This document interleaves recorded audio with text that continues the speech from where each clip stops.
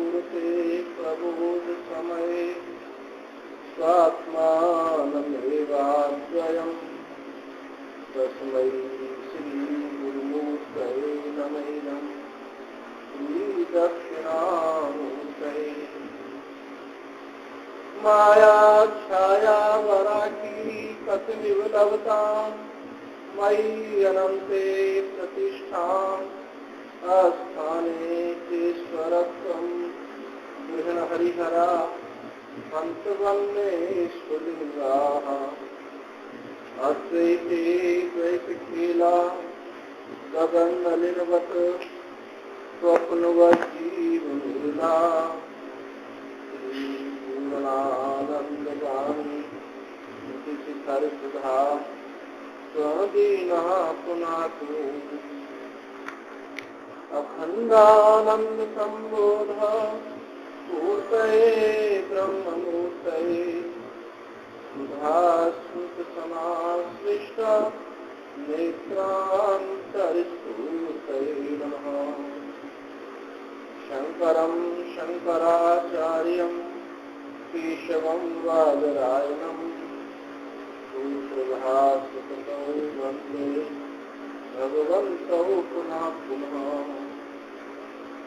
पार्थाय प्रतिबोधितां भगवता नारायणेन स्वयं व्यासेन ग्रथितां पुराणमुनिना मध्ये महाभारतम्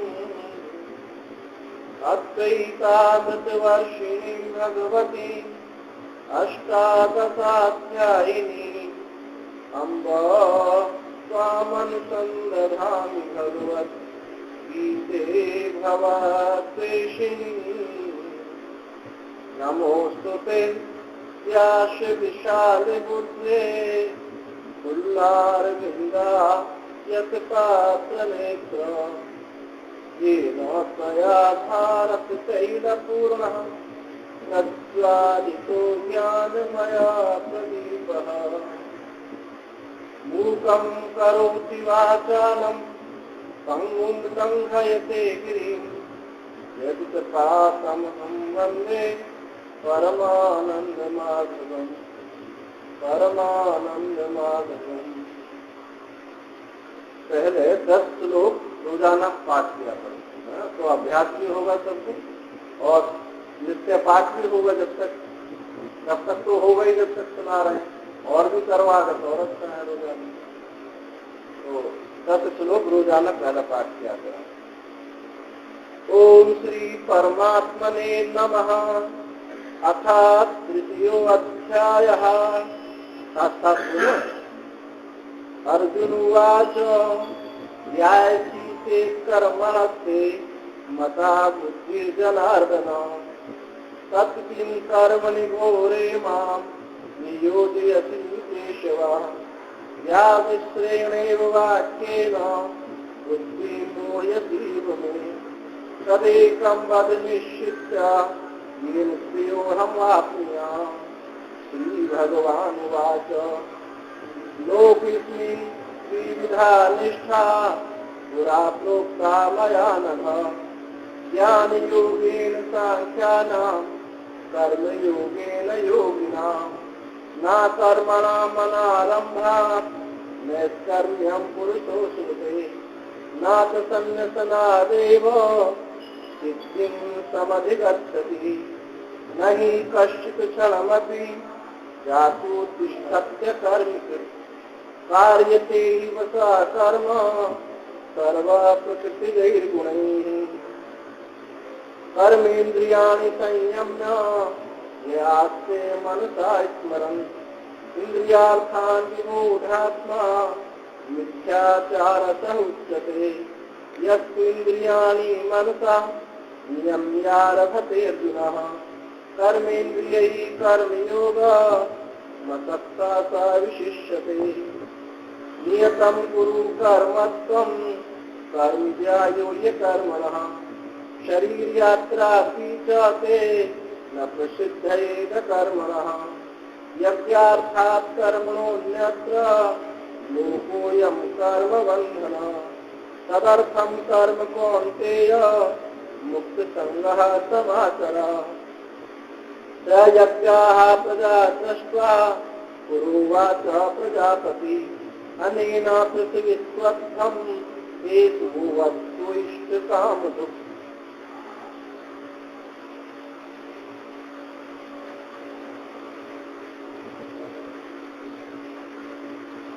तीसरा ये अध्याय कर्मयोग का अध्याय चल रहा है। कुछ लोग नए आए हैं तो पीछे का थोड़ा संदर्भ बता दें क्या है। दूसरे अध्याय में भगवान ने ज्ञान का निरूपण किया, यानी 11वें श्लोक से लेकर के 25वें श्लोक तक। फिर उसके बाद कर्मयोग का निरूपण किया। एता ते विहिता सांख्ये बुद्धि योगे प्रीमांशु बुद्धिया युक्तो या पार्थ कर्म बंधम प्रहास्यति। कहा कि मैंने तुम्हारे लिए पहले सांख्य यानी ज्ञान बुद्धि कही, अब तू इसको ऐसा से अभिता सांख्य उससे थोड़ा अलग, अब तुम उसी निष्ठा को उसी चीज को कर्म योग में भी सुनो, जिससे तुम बंधन से मुक्त हो जाओगे। ऐसा से विहिता सांख्य बुद्धि योगे प्रीमांशु बुद्धिया युक्तो यया पार्थ, इस बुद्धि से युक्त होकर के पार्थ तुम कर्म बंधन से मुक्त हो जाओगे। तो कर्म योग का निरूपण किया, ज्ञान योग का निरूपण किया। तो अर्जुन के चित्त में ये प्रश्न हुआ कि भगवान ने ऐसा स्पष्ट करके नहीं कहा कि पहले कर्म करूं फिर ज्ञान हो, या पहले मैं ज्ञान करूं फिर कर्म हो। तो ये स्पष्ट नहीं हुआ अर्जुन को कि करना क्या है।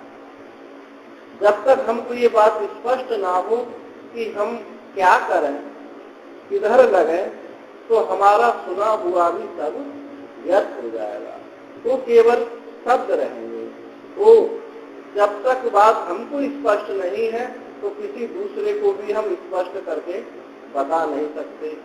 जो ऐसे हैं कि हमको स्पष्ट नहीं है दूसरे को स्पष्ट करते हैं, तो दूसरा भी व्यामोहित हो जाता है, उसकी भी कोई गति नहीं, हमारी गति नहीं। अंधे नहीं वो नियमाना यथांधा, जैसा एक अंधा दूसरे अंधे को ले जाए तो आप जानते ही हैं कहीं गड्ढे में कहीं गर्त में वो गिरेगा। तो ये अर्जुन को स्पष्ट नहीं हुआ कि मुझे क्या था। तो अर्जुन के चित्त में ये 4 प्रश्न उठे।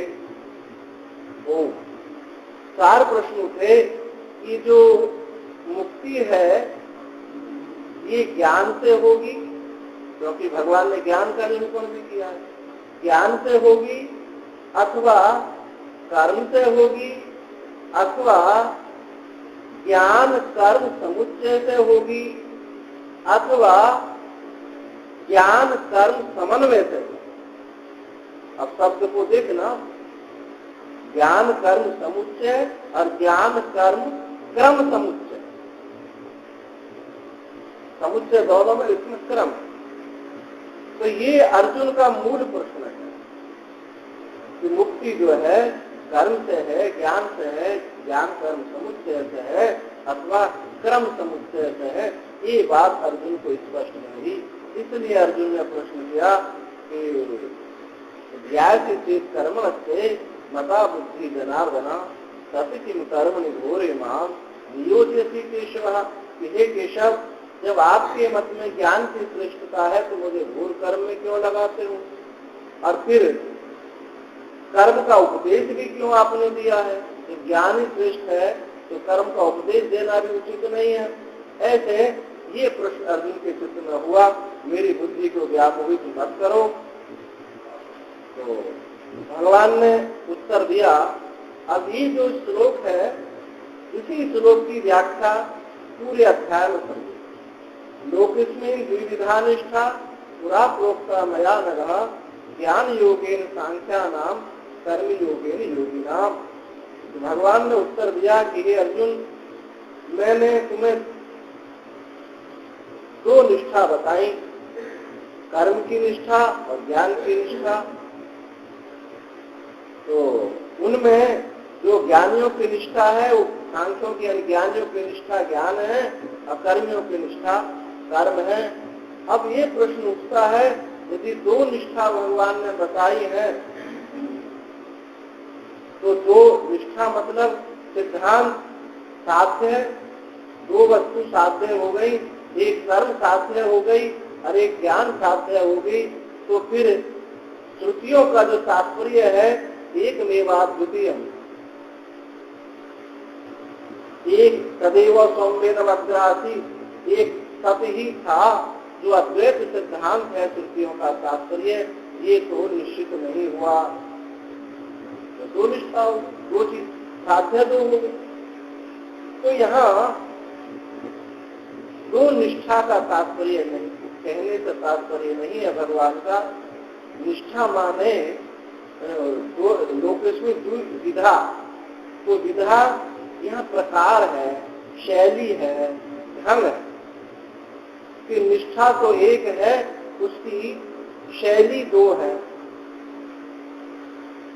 उसके प्रकार दो है, तरीका दो। निष्ठा में प्रतिष्ठित होने के दो तरीका है। अब अपने अपने अधिकारित्व अनुसार उस निष्ठा का चयन कर लो।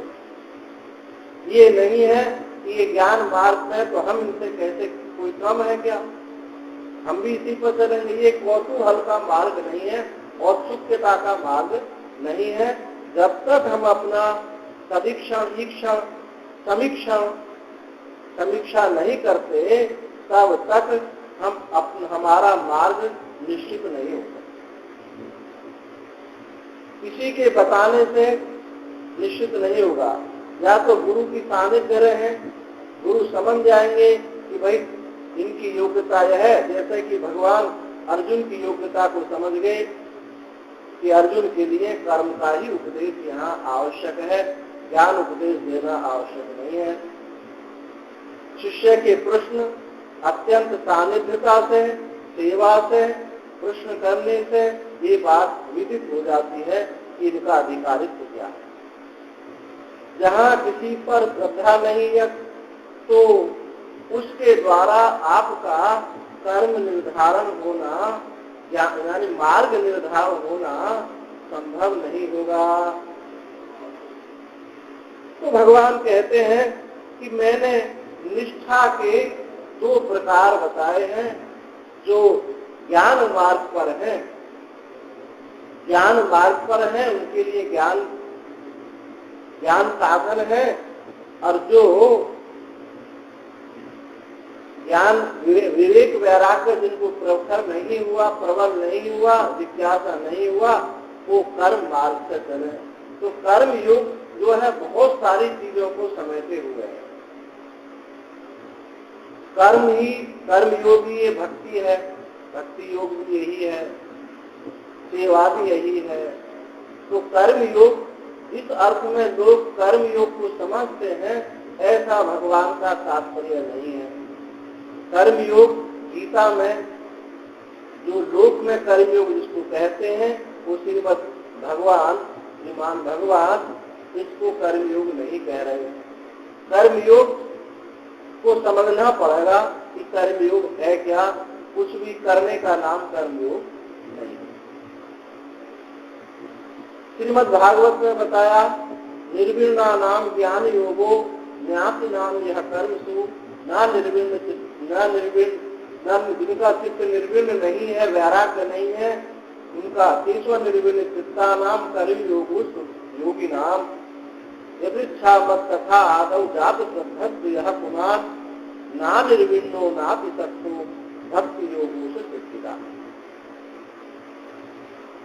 श्रीमद् भागवत में बताया कि अत्यंत वैराग्यवान जो है, निर्विण्णा नाम ज्ञान योगो, उनके लिए तो कर्म का त्याग ही है, यानी उनके लिए तो संन्यास मार्ग ही है। अत्यंत वैराग्यवान ज्ञान मार्ग पर ही चलेगा। येषु निर्विण्ण चित्ता नाम कर्म योगो कामिनाम, जिनका चित्त कर्म से निर्विण्ण नहीं हुआ, वैराग्य नहीं हुआ, तो उनके लिए कर्म योग है। और एक मध्यम मार्ग है। यदृच्छा मत कथा आदौ जात भक्ति अपमान, जिनके चित्त में मेरी कथा सुनने की बिना किसी हेतु की, बिना किसी कामना की कथा सुनने की इच्छा प्रबल हो गई है, वो उनके लिए भक्ति योगों से सिद्धिदा, वो भक्ति योग ही सिद्धि को देने वाला है। उसके लिए ना कर्म योग होगा ना ज्ञान योग होगा। कुछ आचार्यों का, मताधिकारियों का ऐसा मत है कि कर्म, ये जो दो निष्ठा कही गई है, ये जो है एक भक्ति निष्ठा है और एक ज्ञान निष्ठा है। ऐसा श्रुतियों का तात्पर्य नहीं है, क्योंकि यदि निष्ठा दो होगी तो श्रुतियों का व्यापक होगा, श्रुति बाधित हो जाएगी। जो परम प्रमाण है, वेद जो परम प्रमाण है, वो श्रुति बाधित हो जाएगी, उन श्रुतियों की कोई संगति नहीं होगी। और ये अनुभव में भी आता है, जब आप एकाग्रचित हो गए तो आपको भेद मालूम नहीं पड़ता, विक्षेप में ही, व्यवहार में ही भेद मालूम पड़ता है। इससे ये बात सिद्ध होती है कि एक अद्वितीय सत्य ही, समता ही समस्त शास्त्र, समस्त साधनाओं का सार है। दूसरी जो चीज है वो फिर क्यों है, तो वो इसलिए है कि उपाय के रूप में है। ज्ञान योग उपेय है और ज्ञान, कर्म, उपासना, भक्ति, योग आदि सब उपाय है, अर्थात अंगी है। ज्ञान अंग है, बाकी सब साधन। भगवान ने गीता में भी कहा, ज्ञाने परिसमाप्यते, ज्ञान में ही सारे कर्म सब उसी में समाप्ति होती है। तो ये निश्चित हुआ कि वो एक उपाय है और एक उपेय, यानी एक साध्य है और एक साधन है। जब तक साध्य की प्राप्ति नहीं है तब तक साधन आवश्यक है।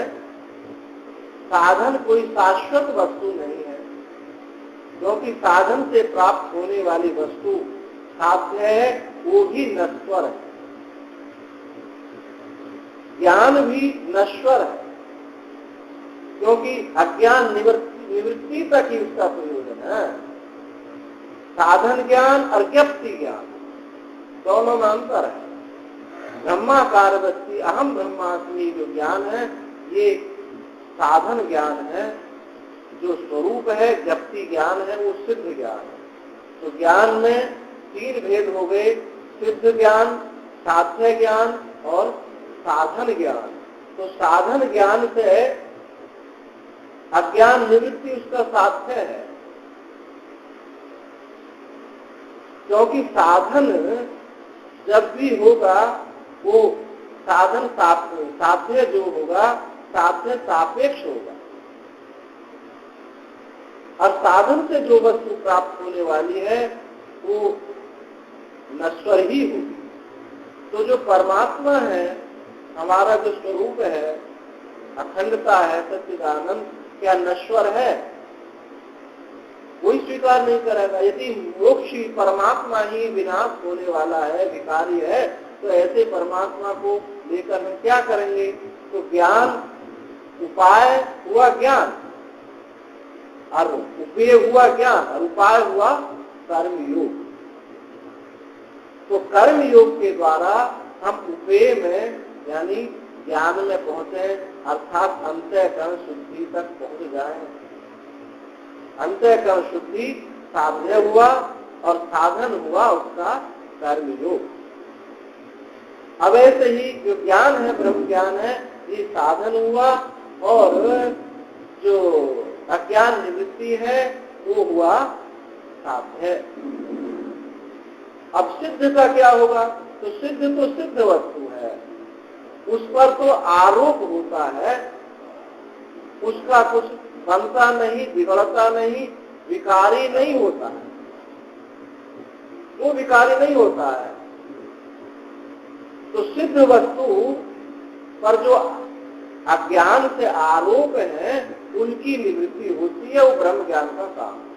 जैसे सूर्य भगवान पर बादल आच्छन्न हो जाए तो सूर्य सिद्ध वस्तु है, बादल का वायु के झोंके ये ज्ञान है और बादल का हटना ये अज्ञान की निवृत्ति है। तो रोगात तस्यैव रोग निवृत्ति स्वस्थता।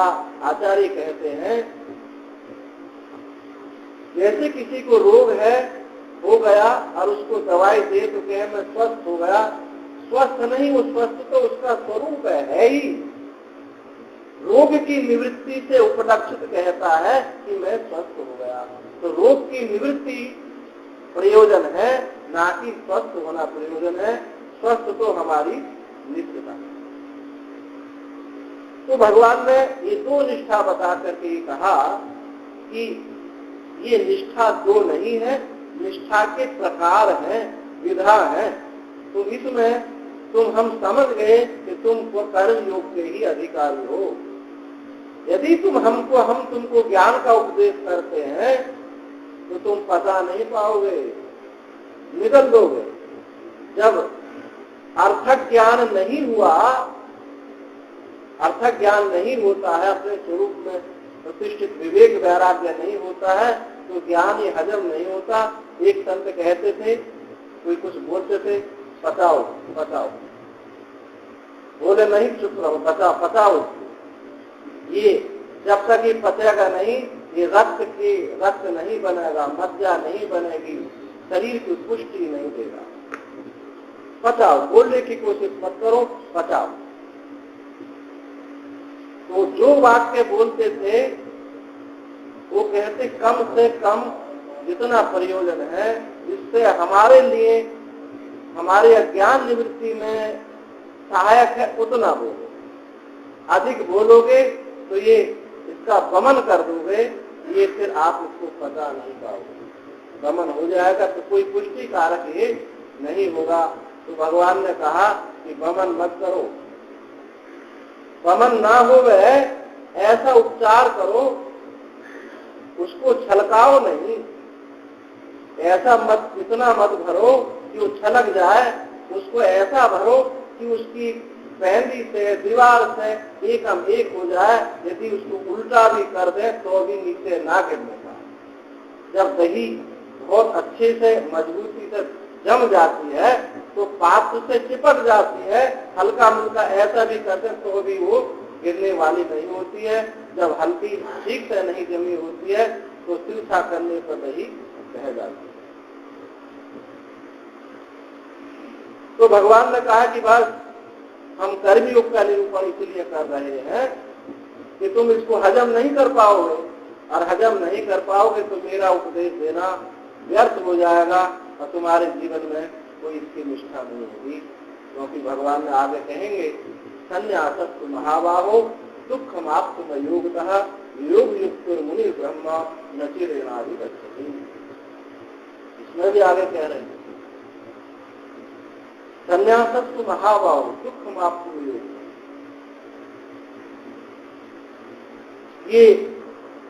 ये अर्जुन संन्यासस्तु, संन्यास बहुत कठिन है, बहुत कठिनता से तुम प्राप्त कर पाओगे। इसलिए योग युक्त हो, तुम कर्म योग के मार्ग से चलो, तुम सहज इसको प्राप्त कर लोगे।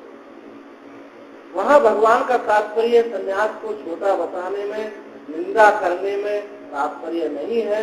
वहां तात्पर्य है यदि योग्यता नहीं है और हम संन्यास लेते हैं तो श्रुति कहती है संन्यासिनो पतितो भवे। वो संन्यास अपने मार्ग से सन्यासी पतित हो जाए। मुख्य सन्यास की निंदा नहीं की बल्कि उसकी प्रशंसा की जा रही है। योग्यता के अधिकारित्व को देख करके चित्र में अर्जुन के प्रश्न उठा है कि अभी जब तक परिपक्वता नहीं हो रही है तब तक तुम कर्म योग करो, और उस कर्म योग से सहज जब फल पक जाता है तो फिर उसको गिराना नहीं पड़ता, स्वतः ही गिर जाता है।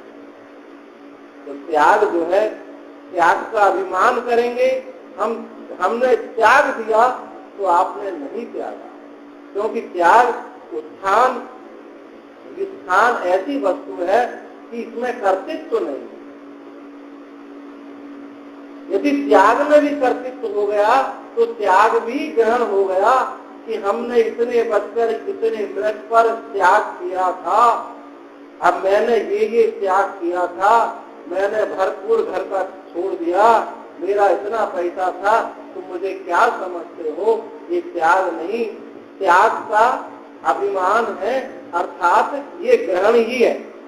जब भी अभिमान होगा ग्रहण में होगा, त्याग में नहीं होगा। आप मल त्याग करते हैं, आपको अभिमान होता है कुछ? आप मलमूत्र त्याग करते हैं, आपको अभिमान होता है कि हमने मल त्याग कर दिया? क्यों नहीं होता? आपने तो किया है। लेकिन आज मैंने गहरी वस्त्र पहन लिए तो मैं कह कि मैंने तो त्याग कर दिया। क्या अंतर है दोनों में? अंतर कुछ तो है, वहां अभिमान नहीं बना। जो स्वतः त्याग होने वाला था, हमने जान लिया कि होना, ये त्याग होगा ही, तो त्याग को पकड़ना ये ग्रहण ही हो गया। अब ग्रहण जब वस्तु होती है तो ग्रहण का स्वभाव है कि बिना किसी विकार को उत्पन्न किए हुए वो निकल नहीं सकता। जब भी ग्रहण तो त्याग जो ग्रहण नहीं है, त्याग सहज है, वित्थान है, हमारा स्वरूप है। हम तो जबरदस्ती ग्रहण किए हुए। बताइए कौन वस्तु ऐसी है जो अपने कारण अधिष्ठान में ले नहीं हो रही? एक भी चीज झूठ का बताओ।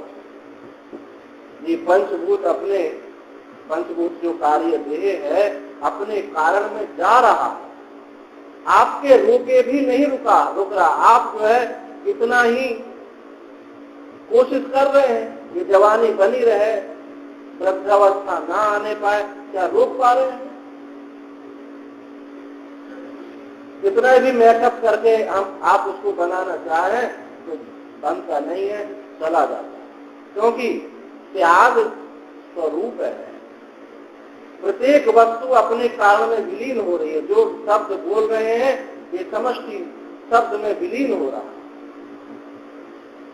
तो त्याग में अभिमान नहीं है। इसलिए भगवान कह रहे हैं कि तुम त्याग का अभिमान करोगे बाबू, इसलिए हम तुमको ज्ञान का उपदेश नहीं दे रहे। जो ज्ञान का अधिकारी उसको जब तुम ज्ञान के अधिकारी हो तो तुमको उपदेश दूंगा, पर इस समय नहीं, क्योंकि तुम अधिकारी नहीं हो।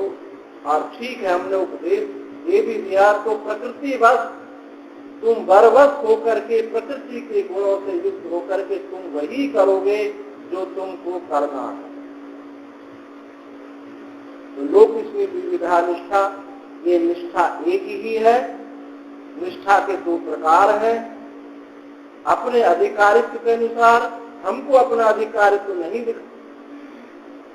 दिखाई देता तो गुरु के मार्ग निर्देश से हम समझ जाए कि हमारा अधिकार ये है। तो भगवान ने आगे कहा, न कर्मणाम अनारंभात नैष्कर्म्यम पुरुषो सुनते न प्रसन्न समादेव सिद्धिं समधिगच्छति। भगवान ने कहा कि बिना कर्म के आरंभ किए हुए तुम निकम्मे नहीं बन सकते। अब निकम्मा बनना कौन चाहते हैं निकम्मा बनना? बताओ, इतने दिन से सुनते आ रहे हैं, सुनते हैं। भगवान से कहे निकम्मे बनो।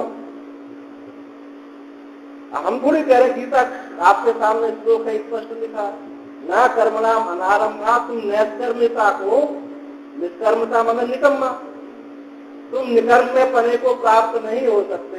तो भगवान कह रहे हैं कि तुम निकम्मे बनो। अब ये भगवान टेढ़े हैं, मुरली मनोहर है, सीधे खड़े भी नहीं हो सकते। उनका स्वभाव, जब भी बात बोलेंगे टेढ़े बोलेंगे। कह रहे हैं कि तुम कर्म करोगे तो निकम्मे बनोगे, कर्म नहीं करोगे तो कर्मी बनोगे। यही तो कह रहे हैं, कर्म करोगे तो निकम्मे बनोगे, कर्म नहीं करोगे तो कर्मी बनोगे। ये भगवान की पहेली। अब इन पहेली को हम स्वयं पढ़ेंगे तो इन पहेलियों को सुलझाना कठिन हो जाएगा। निकम्मा, निकम्मे बन जाओ। अष्टावक्र कहते हैं कि ऐसे निकम्मे बन जाओ कि कभी फिर कर्मी हो ही ना सके। निकम्मे बनो, ऐसे बनो, ऐसे पक्के निकम्मे बनो कि कभी कर्मी ना हो। थोड़े बहुत देर के लिए निकम्मे मत बनो। तो ये भगवान की वाणी गूढ़ रहस्य है, अपनी बुद्धि की समझ नहीं है। निकम्मा मतलब निष्कर्म्य निष्कामा ब्रह्मणो भावा इति नैष्कर्म्य। क्योंकि ब्रह्म परमात्मा निकम्मा है। जो निकम्मा होता है उसी से सारे कर्म होते हैं। असलियत में कोई निकम्मा है ही नहीं, नैष्कर्म्यता है ही नहीं। नैष्कर्म्यता का ढोंग करते हैं। ये आलस्य होना, प्रमादी होने का नाम निकम्मा नहीं है। हम आलस्य को, प्रमादी को निकम्मा समझ रहे हैं, ये भगवान नहीं कह रहे हैं। उसका तो वो बहुत कठिन शब्दों के द्वारा निषेध करते हैं, गाली देते हैं कि तुम अर्जुन, तुम जो है ऐसा कर्म मत करो, तुमको तो कर्म करना ही चाहिए। एकान्यत तो कर्माणि संगम तत्वा करो दिया, तुमको तो शास्त्रविहित कर्म करना ही चाहिए। तो आलसी होने का तो निषेध कर रहे हैं, प्रमादी होने का निषेध कर रहे हैं, परंतु निकम्मा होने को कह रहे हैं। तो निकम्मा कौन होगा? जो निकम्मा होगा वो अनंत होगा, वो व्यापक होगा, अचल होगा। आपका स्वरूप अचल है, निश्चल है, समत्व है, भेद रहित है, इसी का नाम निकम्मा है। इसमें क्रिया नहीं है वो निकम्मा। परमात्मा में क्रिया नहीं। यदि परमात्मा में क्रिया हो तो परमात्मा भी, एक तो वो अनंत नहीं हो सकता, व्यापक नहीं हो सकता। क्रिया के लिए अवकाश चाहिए, स्थान चाहिए। जब एक पेंडुलम ऐसा घूमता है घड़ी का, तो इधर अवकाश है तभी तो जाता है, इधर अवकाश है तभी तो जाता है। यदि कहीं अवकाश नहीं है तो सीधा लगता रहे। तो निकम्मा का मतलब क्रिया का अत्यंताभाव। अक्रिया का अत्यंताभाव कब होगा? जब आप अपने कर्तापन को निकालें। सारे जो दुख हैं, सारे जो दोष हैं, सारी जो विकृति हैं, ये कर्तापने से है। ये संसार का नाम ही कर्ता भोक्तित्व, कर्तृत्व भोक्तित्व लक्षण संसार। जहाँ कर्ता भोक्ता बना है इसी का नाम संसार है। और संसार को, संसार सब जानते हैं, दुखालयम। संसार को क्या कहा भगवान ने? दुखालय, दुख का घर है। यदि किसी को दुख ना हो तो संसार में चले जाओ, सब संसार में ही डूबे हैं। ऐसा कूप है, ऐसा दुख का कूप है कि यहाँ इस दुख से बचकर कोई निकल ही नहीं सकता। तो ये स्थिति जो है, परिस्थिति जो है, ये सब दुख को संयोग है, संयोग उपस्थित कर देती है। जैसे क्रिया दुख है, ऐसे क्रिया की निवृत्ति भी दुख है। क्रिया शांत क्रिया और विक्षेप क्रिया, दो प्रकार की क्रिया। मूर्छा सुषुप्ति में क्रिया है या नहीं? यदि क्रिया नहीं होती तो फिर उठ करके आप क्रिया में क्यों लगते? तो वहां शांत क्रिया है। जागृत और स्वप्न अवस्था में विक्षेप क्रिया है। तो क्रिया की निवृत्ति कब होगी? जब कर्तापने की निवृत्ति हो जाएगी। आप कितनी कोशिश कर लें कि हम क्रिया की निवृत्ति कर लें, तो क्रिया की निवृत्ति नहीं करेंगे, ढोंगी हो जाएंगे, मिथ्याचारी हो जाएंगे। जबरन इनको रोकेंगे, इंद्रियों को रोकेंगे, तो फिर ये मन से चिंतन करें। यदि आपने बांध बना करके रोक भी दिया संयम एक बांध है। किसी का बांध 1 साल का, किसी का 2 साल का, 5 साल का, जीवन भर का हो सकता है, पर बिना ज्ञान के बांध कभी ना कभी टूटेगा। और इतना टूटेगा, ऐसा टूटेगा कि सबको बहा के ले जाएगा इतनी तीव्रता से। जो मौनी होते हैं ना, कोई ज्ञान नहीं है, मौनी है, तो जब उनको कहीं मौका लगता है तो फिर देखो इतना बोलेंगे कि साल भर में नहीं बोले, 1 दिन में बोल लेंगे। इतना सुना देंगे कि सुनने वाला परेशान हो जाएगा कि तुम सुनो, हम सुनाएंगे। स्लेट पर लिखेंगे तो इतना लिखेंगे कि चाक बत्ती घिस डालेंगे, क्योंकि बांध टूटा है। तो इस बांध बनाओ, परंतु ऐसा मत बनाओ कहीं उसका निकास ना हो।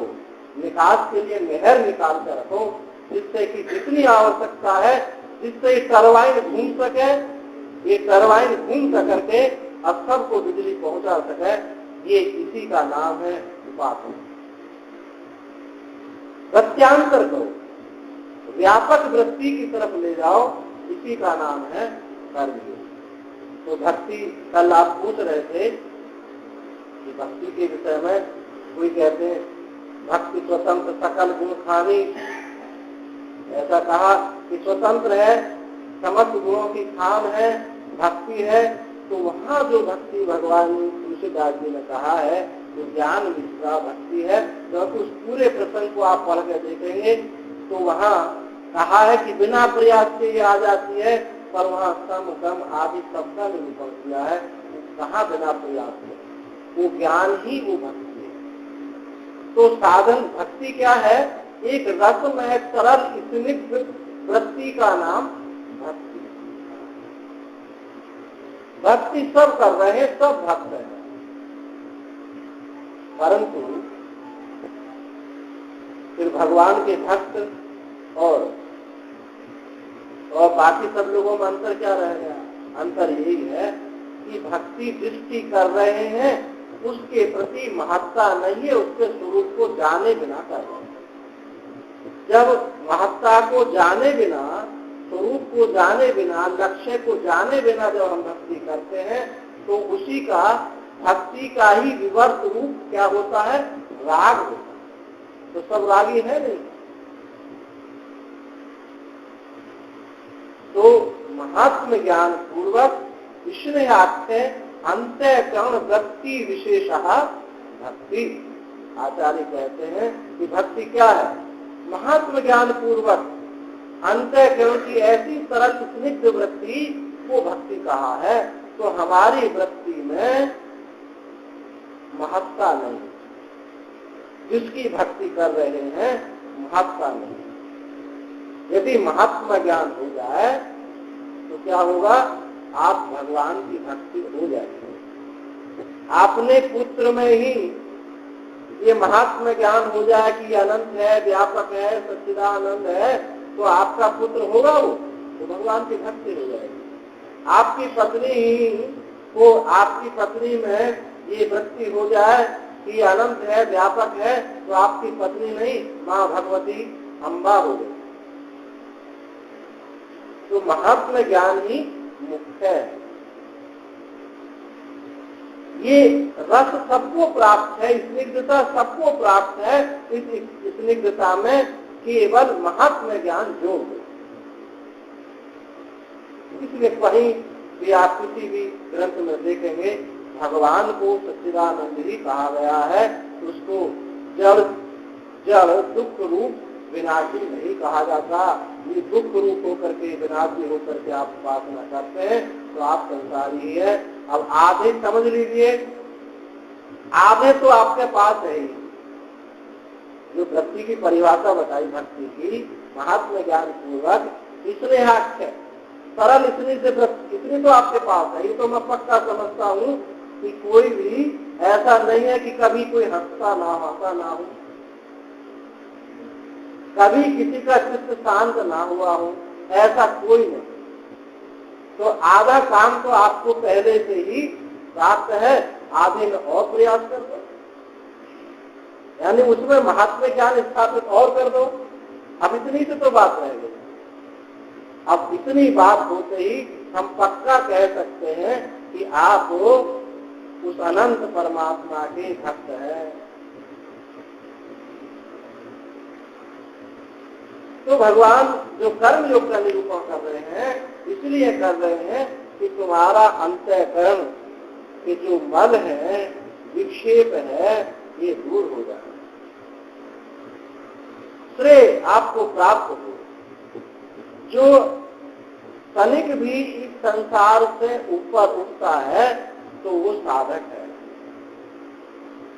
जो प्रवृत्ति है यदि उसका लक्ष्य निवृत्ति हो गई, उसका लक्ष्य अनंत हो गया, तो ये प्रवृत्ति भी निवृत्ति होगा, अप्रवृत्ति भी ये आपकी भगवत भक्ति होगी, भगवान का बोध होगा।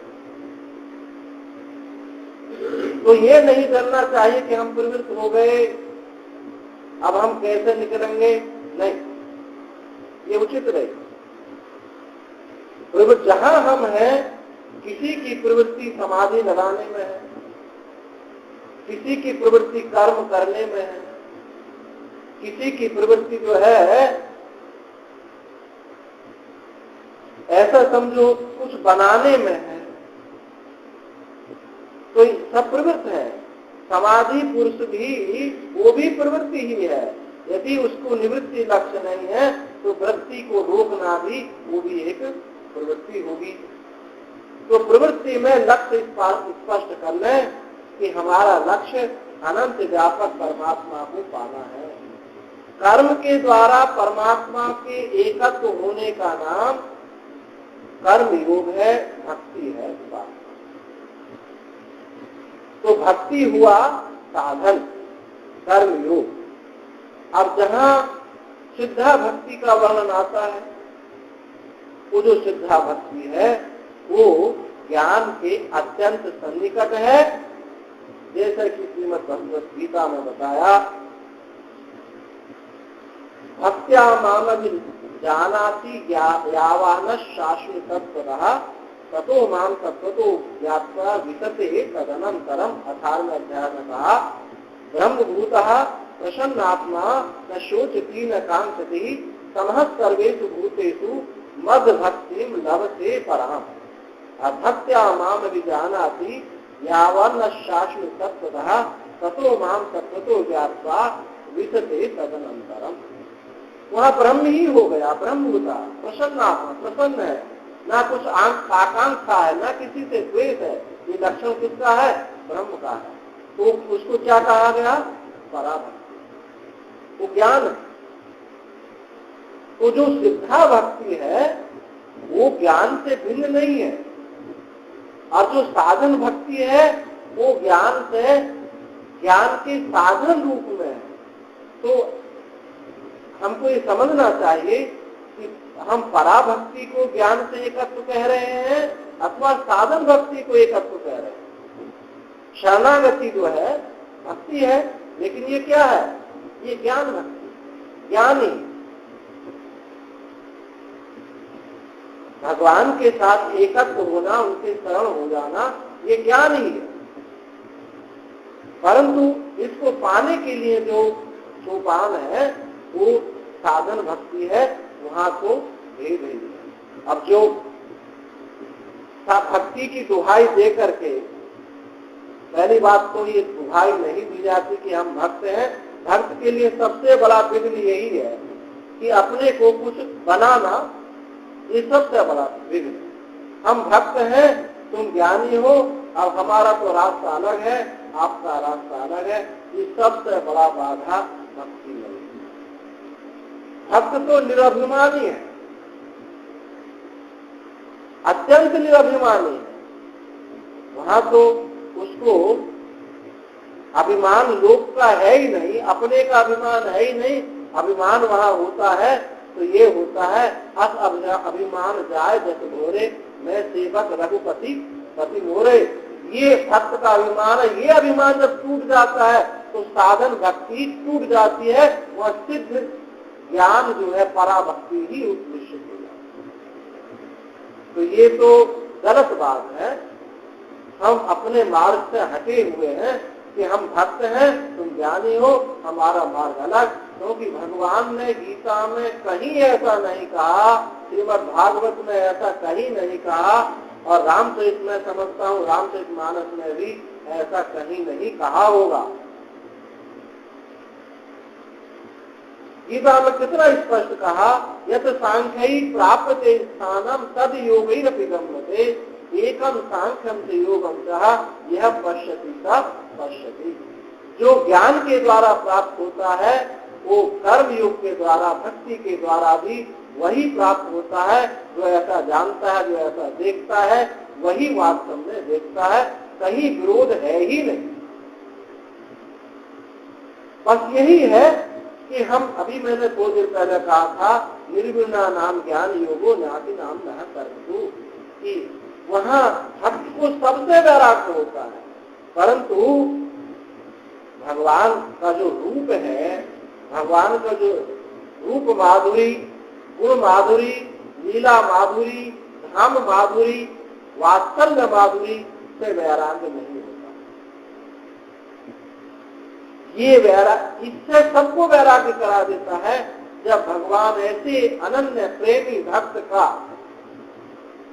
को देखते हैं तो भगवान क्या कहते हैं, ददामि बुद्धि योगम तम येन मामु पयामि। कैसा भक्त, मच्चित्ता मदगतः प्राणा बोधयन्तः परस्परम कथयन्ति क्षमां नित्यं तुष्यन्ति च रमन्ति च तेषां सतत युक्तानां भजतां प्रीति पूर्वकं ददामि बुद्धि योगं तम येन मामु पयान्ति ते तेषामेवानुकंपार्थं अहम अज्ञानजं तमः नाश्यामि आत्मभावस्तु ज्ञान दीपेन भाति। इस पूरे क्रम को देखें तो कौन है, मय्येव चित्त यत्त इति मच्चित्ता, जिसने मुझ में ही चित्त लगा दिया है, किसी नाम रूप स्पर्श आदि में जिसका चित्त नहीं गया। मच्चित्ता मदगता प्राणा, जिसके प्राण मेरे लिए चलते हैं, जो मेरे लिए सोता है, मेरे लिए जागता है, मेरे लिए खाता है, मेरे लिए बोलता है, यानी जिसका जीवन मेरे लिए है। बोधयंता परस्पर वार्ता करता है तो मेरी करता है, भगवत कथा के अलावा कुछ नहीं सुनता सुनाता है। बोधयंता परस्पर कथयन्ति क्षमानुष्यम, और मेरा ही कथन करता है। ऐसा जो भक्त है मेरा सतत, ऐसा नहीं कि थोड़े समय के लिए कहता, सतत युक्तानां, निरंतर युक्तानां, सतत युक्तानां भक्तानां अहमेव ददामि बुद्धि, मैं ही उसको बुद्धि योग देता हूँ, अर्थात ज्ञान योग देता हूँ। और वो ज्ञान योग देकर के स्वयं ज्ञान स्वरूप उसके हृदय में बैठ जाता हूँ। नाश्यामि आत्मभावस्तु, इस अज्ञान अंधकार को नाश करता हूँ।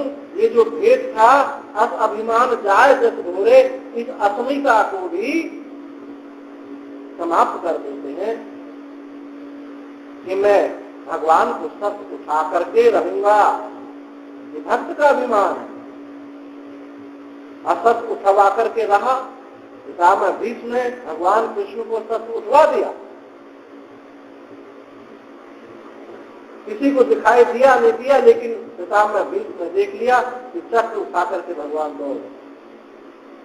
ये अभिमान भी तोड़ देते, पहले तो पुष्टि करते हैं, अब फिर तोड़ देते हैं। जब ये अभिमान टूट जाता है कि मैं माँ भगवती काली का हूँ, तो ज्ञान कहता काट दो, गर्दन को काट दो। ये अभिमान जो है भक्त का केवल एक हल्की सी रेखा रहती है, वो भी टूट जाता है, भगवान उसको भी नहीं छोड़ते। तो कहाँ भेद रहा ज्ञान भक्ति में? कोई भेद नहीं है। साधन से सिद्ध वस्तु में भेद नहीं हो जाता है, प्रक्रिया से कोई भेद नहीं हो जाता है, क्योंकि भगवान ने अभी कहा कि निष्ठा तो एक है। निष्ठा एक है, विधा दो है, तरीका दो है, शैली दो है, तरीका दो है इसके। इसलिए ऐसा तरीका से तुम लक्ष्य में, जो लक्ष्य है सिद्ध वस्तु है, उसमें भेद मत समझो। ये तो तरीका तो भिन्न भिन्न अंतःकरणों की भिन्न भिन्न योग्यता की दृष्टि से ये बात कही गई है। यदि मैं आपको ज्ञान का उपदेश करता हूँ, संन्यासस्तु महाबाहो दुःखम आप्तुम योगिता, ये तुम्हारे लिए इसको धारण करना कठिन हो जाएगा, फिर कुछ ना कुछ करोगे। एकांत में पहुंच गए हम तो, जो एकांत में है एकांत में भी करोगे। पूरे दिन झाड़ू लगाओगे आश्रम में, कहीं पत्ता ना गिर जाए, एक पत्ता गिर जा रे बस झाड़ू उठाएंगे फिर चढ़ाएंगे। शरीर पर तेल मालिश करते रहेंगे, ये शरीर वायु मर्दन कर रहे हैं। ये क्या प्रवृत्ति तो है। और हम सन्यासी हैं और हम ये कर रहे हैं, तो ये प्रवृत्ति नहीं है क्या? तो भगवान ने कहा कि भाई निश्चित रूप से तुम जो किए बिना रह नहीं सकोगे। यदि मैं ज्ञान का उपदेश करता हूं तुम रह नहीं सकोगे। और आज यही हो रहा है कि संन्यास योग्यता न होने के कारण हम बड़े बड़े आश्रम बना रहे हैं। और आश्रमों में भी जो निर्गुण की दुहाई देते हैं, वो निर्गुण की दुहाई में बड़े बड़े ऐसे ऐसे बड़ी बड़ी मूर्ति लगाते हैं, 50-50 फीट की मूर्ति लगाते हैं। इतने कमरे बनाएंगे, ऐसी सुंदर सुंदर वो बनाएंगे कि अब फिर जो कोई भक्त आएगा तो हम लोग दिखाएंगे, देखो ये ऐसा बना, ये हमने ये बना, ये मूर्ति लगवाई, और ये जो है ये हमने कोटकाचार्य की गुफा बनवाई है, ये हस्तामलकाचार्य की कक्ष बनवाया है, इस पर सबका लिखा होगा हस्तामलकाचार्य, द्रोताचार्य, ये सब होगा। ये क्या है? ये योग्यता न होने से आप ज्ञान में निष्ठ नहीं हुए, वृत्ति नहीं हुए, तो आपने परवश होकर के प्रकृति ने आपसे करा लिया और किए बिना आप रह नहीं सकते, क्योंकि आपने कर्तापने को तोड़ा नहीं है। तो ऐसे करता है तो उसका उपयोग करो। क्योंकि पहले मैंने अभी बताया था कि अर्जुन के चित्त में 4 प्रश्न थे, जिनको रख करके पूछा था कि मुक्ति जो है ज्ञान से होगी अथवा कर्म से होगी, अथवा ज्ञान कर्म समुच्चय से होगी, अथवा केवल ज्ञान कर्म समन्वय से होगी, क्रम समुच्चय से। ये प्रश्न प्रारंभ में था। तो ये अर्जुन की योग्यता को दिखा रहा है। हम अपना परीक्षण ऐसे करेंगे कि हम कहाँ बैठे हैं, हमको नहीं समझ में आता है, तो महापुरुष की सन्निधि प्राप्त करके, सेवा करके, अभिमान हो करके हम उनसे सुने कि तुम्हारा अधिकार ये। तो अकेले में रहने का मतलब निवृत्ति नहीं होगी।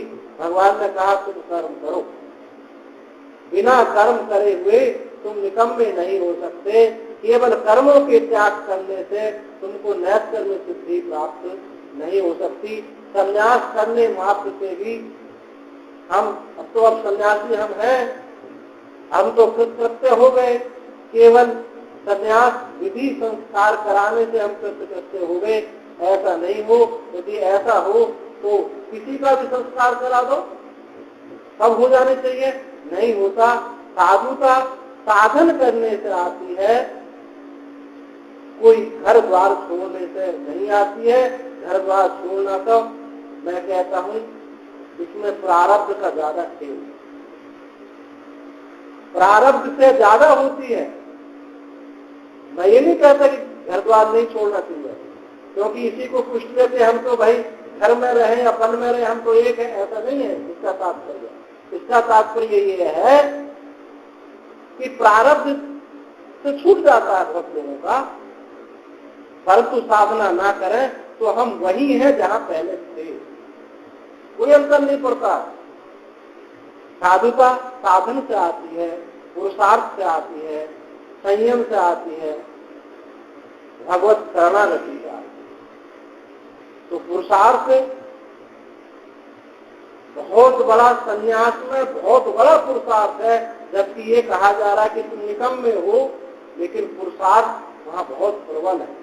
निकम्मे उस पुरुषार्थ से ऐसे निकम्मे हो गए कि फिर कभी ये वृत्ति ही उदित नहीं हुई, उदित नहीं हो सकती, क्योंकि कर्तापना मिट गया। ऐसा ऐसी क्रिया करो, ऐसा क्रिया करो कि कर्तापना ये कट जाए। जैसे कि मैं एक दृष्टांत आपको दूं, एक पेड़ की शाखा है और वो एक शाखा इधर जा रही है, एक आदमी यहाँ बैठ करके शाखा का छेदन कर रहा है, काट रहा है, और एक आदमी इधर बैठ करके इधर से छेदन कर रहा है, तो दोनों की क्रिया तो एक जैसी हो रही है, उधारी एक जैसी चल रही है, लेकिन दोनों के लक्ष्य में महान अंतर है। जो इधर बैठ करके काट रहा है वो शाखा के साथ नीचे गिर जाएगा, और जो इधर बैठ के काट रहा है शाखा गिर जाएगी, स्वयं बच जाएगा। तो ऐसे काटो कि हमारा कर्तापना इस क्रिया के साथ, प्रवृत्ति के साथ गिर जाए। क्रिया करो, ऐसी करो कि कर्तापना मिट जाए। तो इसकी प्रक्रिया क्या है? इसकी प्रक्रिया है जो भगवान आगे बताने जा रहे हैं, ये कर्म योगी इसकी प्रक्रिया है। कि ऐसा मत समझो कि हमारे एक मित्र हैं, वो तो सन्यासी हो गए, हम भी सन्यासी हो। ये कौतूहल का मार्ग नहीं है, औत्सुक्यता का मार्ग नहीं है, ये पुरुषार्थ का, योग्यता का मार्ग है। ये देखा देखी का मार्ग नहीं है कि ऐसा देखा देखी करें तो हम भी करें, नहीं तो ये होगा हम ऐसा निर्णय लिए बिना, ऐसा निश्चय किए बिना हम ये कदम उठा लेते हैं तो हमारी आगे दुर्गति ही है। क्योंकि इधर हम बढ़े नहीं और इधर हमने छोड़ दिया तो हमारी स्थिति कहाँ होगी? तो भगवान ने सबसे ज्यादा इसी बात पे गीता में जोर दिया है। आप पूरी गीता को पढ़ के ऐसा लगता है कि भगवान ने कर्मयोग का ही गीता में प्रतिपादन किया है, ऐसा लगता है, पर नहीं। कर्मयोग साधन के रूप में, प्रक्रिया के रूप में, विधा के रूप में, निष्ठा को एक रख करके विधा के रूप में प्रतिपादन किया, क्योंकि भगवान जानते हैं कि ऐसे लोग ज्यादा हैं। और जो विवेक वैराग्यवान है उसको प्रकृति रोक नहीं सकती। जो अत्यंत वैराग्यवान है उसको कोई रोक नहीं सकता। कितने ही दीवारें लगा दो उसको रोकने के लिए, तो रुकेगा नहीं। कितने दीवारें लगा दो। संत रामदास थे, दो रामदास हुए, समर्थ गुरु रामदास शिवाजी महाराज के गुरु, विवाह मंडप में बैठे हैं, अकेले पुत्र थे। पंडित जी ने कहा बरकन्या सावधान। उन्होंने कहा कि मैं तो हमेशा सावधान रहता हूँ, आज गुरु महाराज को विशेष सावधान के लिए कह रहे, तो मैं समझ गया कि सावधानी क्या है। अब यहाँ सावधान कह रहे हैं, ऐसे मौके पर सावधान कह रहे हैं जहाँ मैं विवाह करने जा रहा हूँ, तो कुछ निश्चित बात जरूर है, सावधान कह रहे हैं तो हम सावधान कर लें। मंडप से ऐसी दौड़ लगाई, अचानक ऐसे दौड़े कि लोग सोच ही नहीं पाए कि हुआ क्या है। जब तक सोचे रहे तब तक किलोमीटर दौड़ रहे। उस समय मोटरसाइकिल तो थी नहीं कि दौड़ कर पकड़ लेते। बहुत दूर चले गए, कुछ नहीं हुआ। विवाह बारात आई वापिस चले गए। तो ऐसे वैराग्यवान की कोई नहीं रोक सकता। एक संत रामदास और थे अयोध्या में, बड़े, उनको परमहंस रामदास कहते थे, राज परिवार के थे। एक ही राजा, उन राजा के एक ही संतान थी। अब उनको वैराग्य हो गया, ना खाते पीते, ऐसे ही बस बैठे रहते थे राम जी की तरह, पद्मासन लगाए हुए, गाल पर हाथ रखे हुए, पूरे दिन बैठे रहते। कोई कहे तो कहते थे अब ये संसार सब ऐसे ही जाने वाला है, इसमें कोई सार नहीं है, ऐसी आपने बात बोलते। तो राजा को, रानी को, सब को बड़ा दुख होता था कि अब क्या होगा। एक पंडित जी ने कहा कि महाराज इनका विवाह कर दो।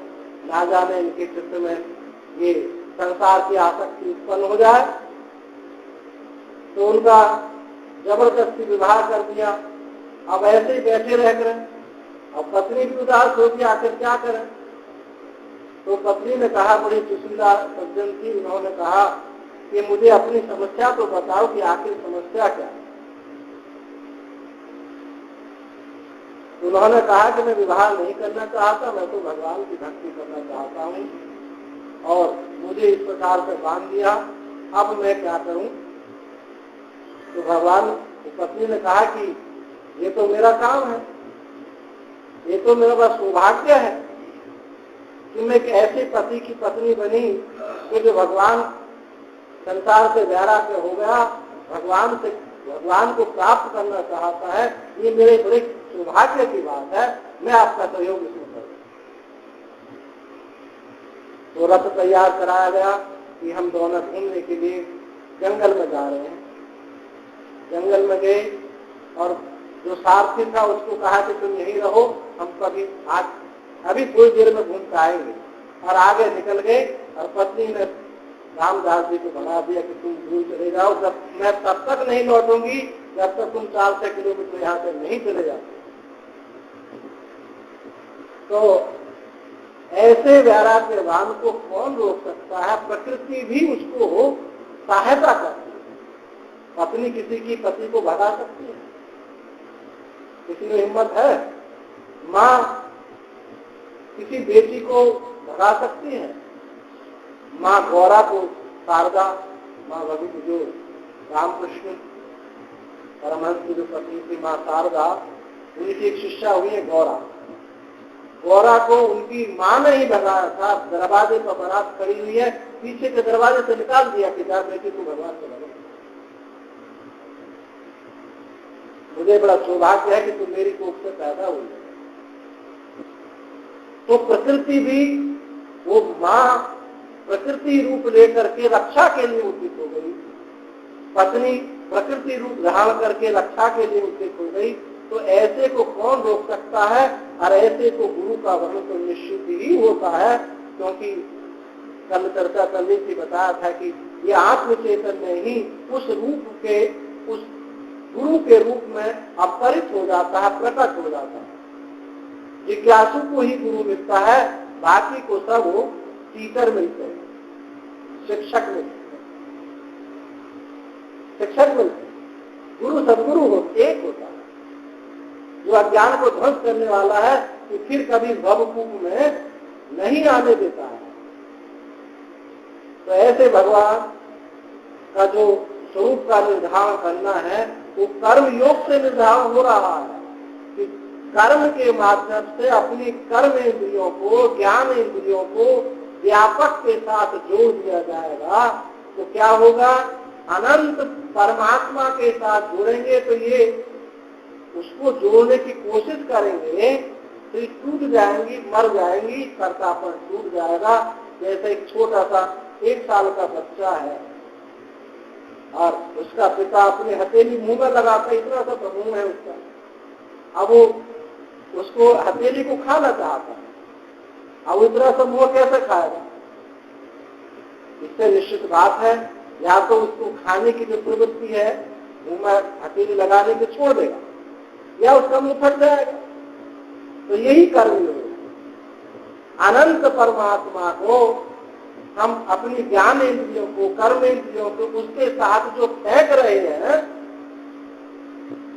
उनके रूप के साथ, उनकी लीला के साथ, उनकी गुण के साथ, उनके वात्सल्य के साथ जो मिला रहे हैं, यही तो कर्म योग है, यही तो भक्ति योग।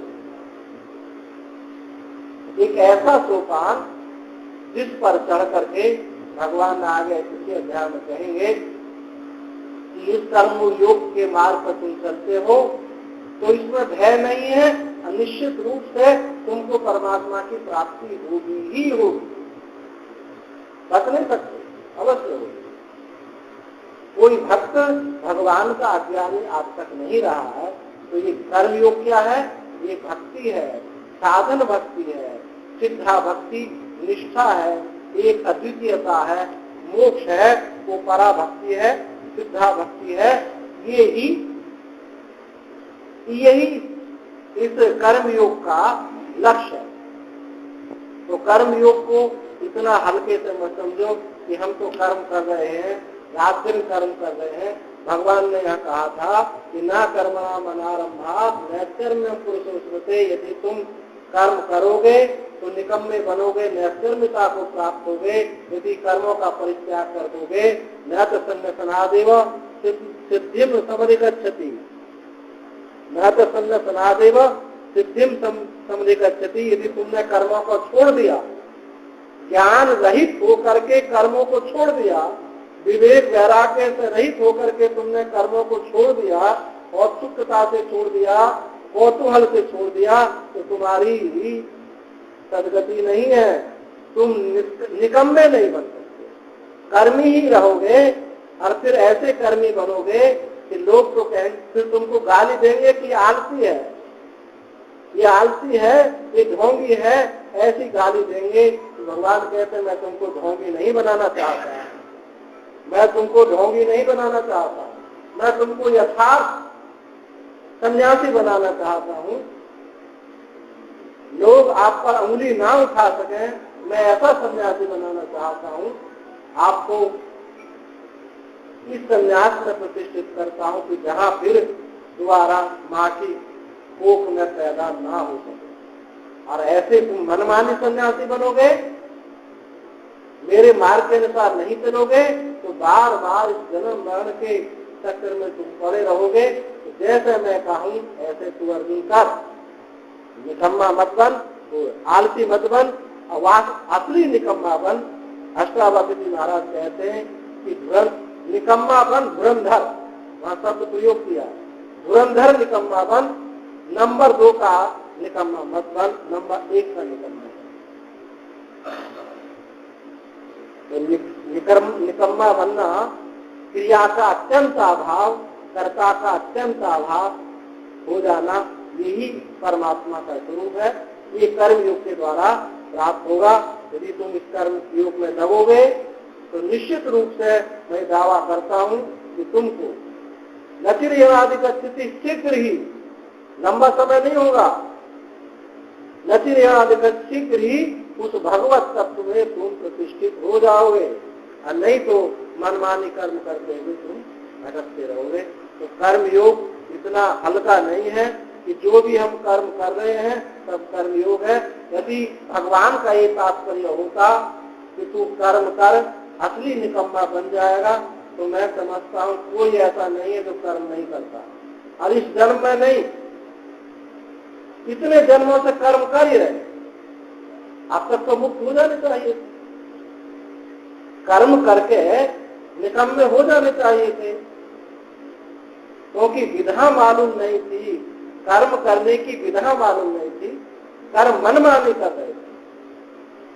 यदि कर्म से ही मुक्ति होती, मनमानी कर्म से मुक्ति होती, तो सब मुक्त ही होते, कोई मुक्त नहीं हुआ,